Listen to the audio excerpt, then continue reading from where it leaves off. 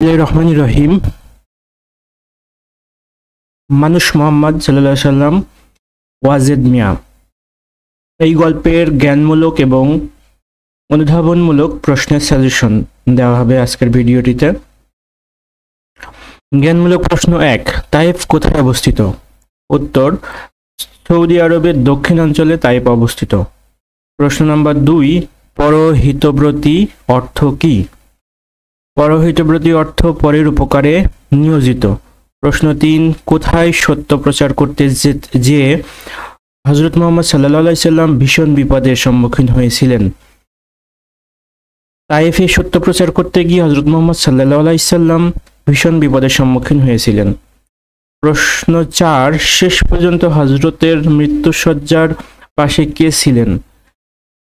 মহামতি আবু বকর রাদিয়াল্লাহু তাআলা আনহু হযরতের মৃত্যুশয্যার পাশে শেষ পর্যন্ত ছিলেন।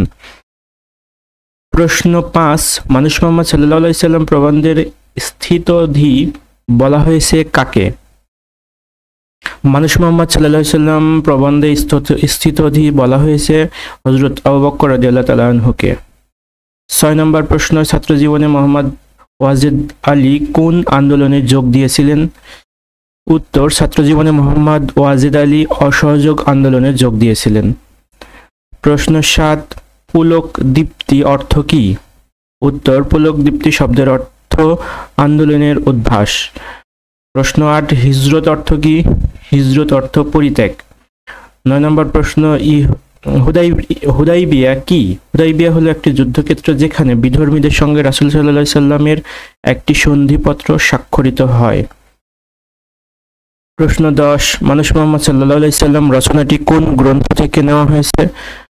মানুষ মুহাম্মদ সাল্লাল্লাহু আলাইহি সাল্লাম মোহাম্মদ ওয়াজেদ আলীর মরুভাস্কর গ্রন্থ থেকে নেওয়া হয়েছে। বক্তৃতার মাঝখানে প্রশ্ন করে মোহাম্মদ সাল্লাল্লাহু আলাইহি সাল্লামকে কে থামিয়ে দেয়?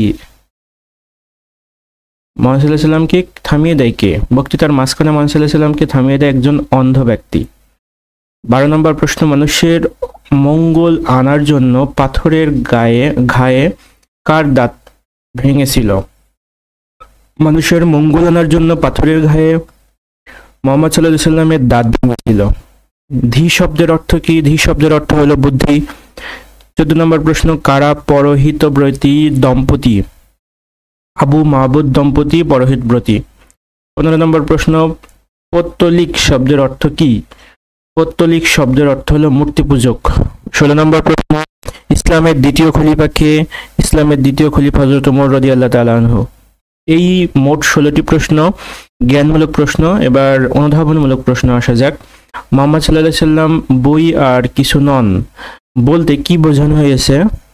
2 নম্বর প্রশ্ন, এদের জ্ঞান দাও প্রভু, এদের ক্ষমা করো, এই কথাটি কেন বলা হয়েছে? দিনাজপুর বোর্ড 2022 সালে এসেছিল এই প্রশ্নটি। 3 নম্বর প্রশ্ন, মানুষের একজন হয়েও হযরত মুহাম্মদ সাল্লাল্লাহু আলাইহি সাল্লাম দুর্লভ কেন? ময়মনসিংহ বোর্ড 2023, চট্টগ্রাম বোর্ড 2023 সালে এসেছে প্রশ্নটি। আমি রাজা নই, সম্রাটও নই, মানুষের প্রভুও নই, কথাটি বুঝিয়ে লিখো। কুমিল্লা বোর্ড 2022 সালে এসেছে এই প্রশ্নটি। এই ছিল মোটামুটি মানুষ মুহাম্মদ সাল্লাল্লাহু আলাইহি সাল্লাম গল্পের জ্ঞান এবং অনুধাবনমূলক প্রশ্নের সাজেশন 2025। আশা করব এই অধ্যায়ে অন্যান্য প্রশ্নের পাশাপাশি এগুলো সাজেশন আকারে গুরুত্ব সহকারে পড়লেই একটি ভালো প্রস্তুতি হয়ে যায়। আমি বরাবরই বলে থাকি, বাংলা প্রথম পত্রের জন্য ক এবং ক্ষয়ের প্রশ্ন উত্তর বা ক এবং ক্ষয়ের প্রশ্ন কমন পাওয়াটি অনেক গুরুত্বপূর্ণ একটি বিষয়, যেটা কমন পাইলে অন্যান্য প্রশ্নগুলোও লেখা যায়। ধন্যবাদ সবাইকে ভিডিওটি দেখার জন্য। আসসালামু আলাইকুম।